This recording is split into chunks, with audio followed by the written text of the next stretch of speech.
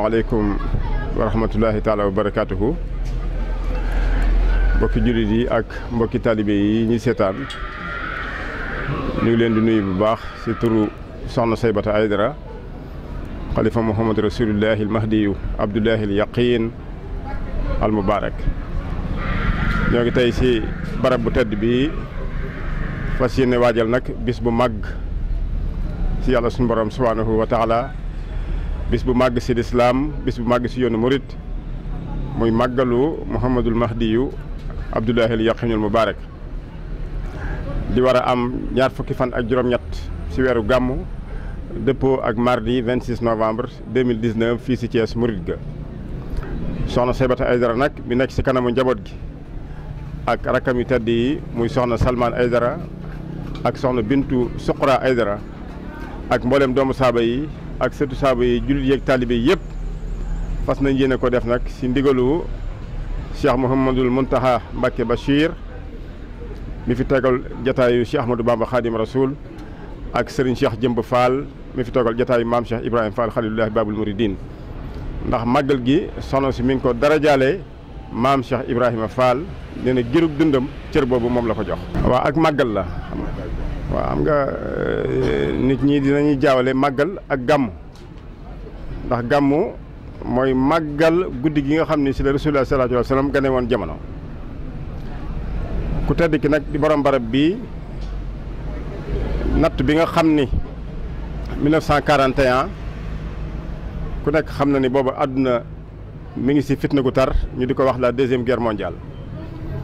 boromam subhanahu wa taala yónnee ci moom ndaw muy malaayika mu fekk ko fii muy barab bi ngeen gis suñu ginnaaw mu xabaar ko ni ko am na balaa bu màgg màgg ba war a wàcc daaru duniya. bépp mbindeef bu nekk ci kaw suuf balaa bi bu wàccee dina la dal, yaa xam ngay nit, yaa xam ngay jinne, yaa xam ngay rab, yaa xam ngay mala, bàyyiwul kenn. képp ku nekk ci kaw suuf rek balaa bi war a wàcc dina la dal, te bu la dalee doo mucc. mu daal di déyante ak boromam ni ko maa ngi ci kaw suuf te defe naa du ma nekk ci kaw suuf ba noppi lu mel noonu di wàcc. sama borom xamal ko ni ko dogal nañ ko ba noppi te li ñu dogal nag kenn mënut a tee ba du wàcc. waaye nag ci yërmande ji nga xam ni am na ko ci mbooleem li yàlla bind lépp nekk ci kaw suuf ci la jaayanteeg boromam ni ko damaa bëgg li nga nar a teg mbindeef yi yëpp nga teg ma ko man dong te ñëpp mucc. yàlla ne ko ndax di nga ko àttan mu ne ko dinaa ko àttan. mu ne ko segam nag ñoom ñëpp yaa leen garanti na la seere ni li ma lay teg onk bu gën tuuti soo ko defee ngir wàññi li ma la teg métti na dinaa xaj njëg gi yóbbu ñëpp sawara. mu ne ko nangu naa. kon si la woo njabootam woo sahabatul kiram ñi ko yaakaar ñëpp daal leen xabaar natt bi nga xam ne war na see dugg daañu nag ab lim nañuy yandu si moom ab lim nañuy fanaan si moom te lëm sa jublu mooy lim jaayante diggantam ak boromam ñu nekk si seere ëllëg yawmal xiyaamatul akbar. kon tawat googu tëdd na ko ñaari weer ak ñaar fukki fan ak juróom-ñett. waxoon na leen nag ni lépp loo xam ne lekk na ko wala mu naan ko lépp leer lay doon. bu tëddee genn wet nee du yàgg ba mu toqi di tëddeewaat geneen wet. noonu la ko jàppoo dem ba maaseeg lal bi si tuutiwaay. waaye bu ne subhanallahi mbooleem li nekk si biti lépp day riir ñu xam ni kon moom mi ngi si kaw suuf. guddi ñaar fukki fan ak juróom-ñaar si weeru gàmm jàpp ñaar fukki fan ak juróom-ñett si la ndaw li ko xabaaroon balaa bi dellusiwaat ni ko sa borom nee na bis ni ki tey lim la tegoon teggi na ko. mu daal di woowaat njabootam ak ñu ko yaakaar ñëpp bisu keroog lu nekk rey na ko, bernde bu nekk def na ko, xeetu naan yu neex yu nekk def na ko, daal di teral doomu aadama yi. ñu leen tey bisu mbégte la, tey bisu sant yàlla la suñu borom subhanahu wa taala. waaw ndax màggal gi am na CRD diggante daaw ak ren la ñuy dem si préfecture dafa def CDD bi yàlla defee ñu daje ñoom nag bërki démb si teewaayu monsieur le préfet. maa ngi profité si occasion bi di ko sant bu baax. monsieur Fodé Fall jël na mboolem matuwaay am solo jëm si bis bi te loolu lu jiitu màggal Touba. waaw nekk na koo xam ni pas-pasam ak taxawaayam si kër gi ñu ngi koy béral ñëpp yàlla doolu koo dëgëral. mboolem lañ fa wax nag suñu diggante ak chef de service yi ñoom ñëpp ñëwoon nañu ku si nekk jaayante nga ni la nga wax di nga ko def. waaye la ñu gën a ñor rek mooy lu demee ni wàllu ONAS waa ñu ngi koy soññ bu baax ndax daaw am na lu ñu jaayante amoon ak ñoom ñëpp toog di leen xaar te gisuñu leen te loolu nag baaxu si ndax ku xool fii quartier bi fukki junni nit ak juróom-benn ak lu topp ñoo fi yeewoo te ñooñu ñëpp dañuy am ay gan ñuy bàyyi ko fu nekk kon nag ñu ngi sàkku si ONAS mu jéem a góorgóorlu bu baax a baax oto yi teel a ñëw teel a def vidange yi balaa bâche yi di sampu loolu ñu ngi koy sàkku bu baax si wàllu ONAS li ci des tamit mooy si wàllu couverture sanitaire maanaam wàllu wér-gi-yaram région médicale ak district sanitaire bu Thiès jël nañu ay matuwaay waaye li ñu jox si garab dafa néew lool boo xoolee par rapport ak li nga xam ni maanaam ñoom ñooy war a ñëw fii si màggal gi ndax buñ ko xaymaa daanaka ay fukki junne ñeent lay doon te loolu daanaka mënta def dara kon nag ñi ngi sàkku si ministre de la santé si région médicale ak district sanitaire bu Thiès ñu renforcer wàllu médicaments yi fii si màggal gi ndax dina si am solo bu baax a baax a baax wala SDE tamit jaayante nañ si wàllu branchements sociaux yi ak direction générale bu SONES hydraulique ñoom ñëpp taxaw nañ ne ndox bu soobee yàlla du manqué SDE itam jël na ay matuwaay yu am solo def na tànn ay site d'hébergement yoo xam ni toll nañ si ñeent fukk ak ñaar site d'hébergement yooyu ñetti fan yi jutu màggal gi ak ñetti fan yi topp si màggal gi lépp dañ koy maye si ndox hydraulique tamit fas na yéene indi benn citerne boo xam ni fii lay taxaw ku soxla ndox mu duyal la ba nga fees kon loolu lépp nekk na loo xam ni ak yokku la si bis bi Senelec tamit kenn demul ñu des waaw gis nga rek laata ngeen di ñëw yabal nañ fi ndaw fi ñu toll ñu ngi commencé di xool terrain bi fépp fu ñu war a def lampe ak fu lampe yàqu ñu war koo defaraat loolu tamit ñu ngi leen sant bu baax si njiital nag seen kilifa madame Ndoye nga xam ni mooy chef d'agence bi ak délégué régional.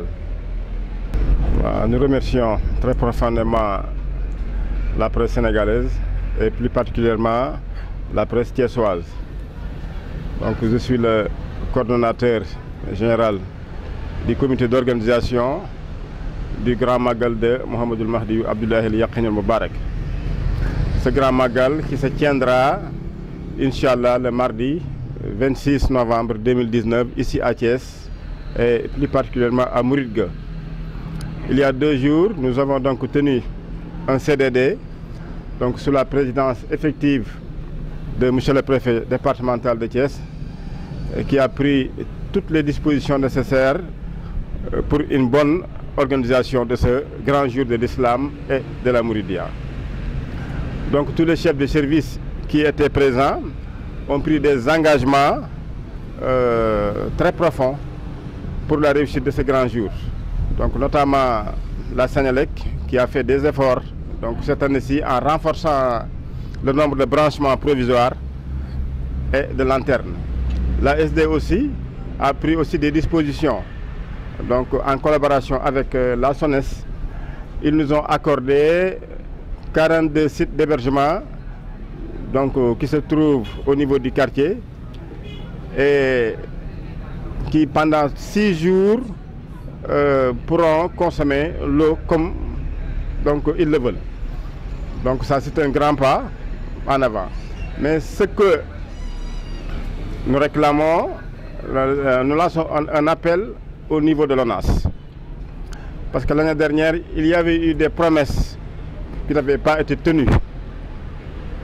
L'année dernière, au CRD, à la gouvernance, l'ONAS avait pris l'engagement de mettre à notre disposition 4 camions de vidange. Malheureusement, on n'a rien vu.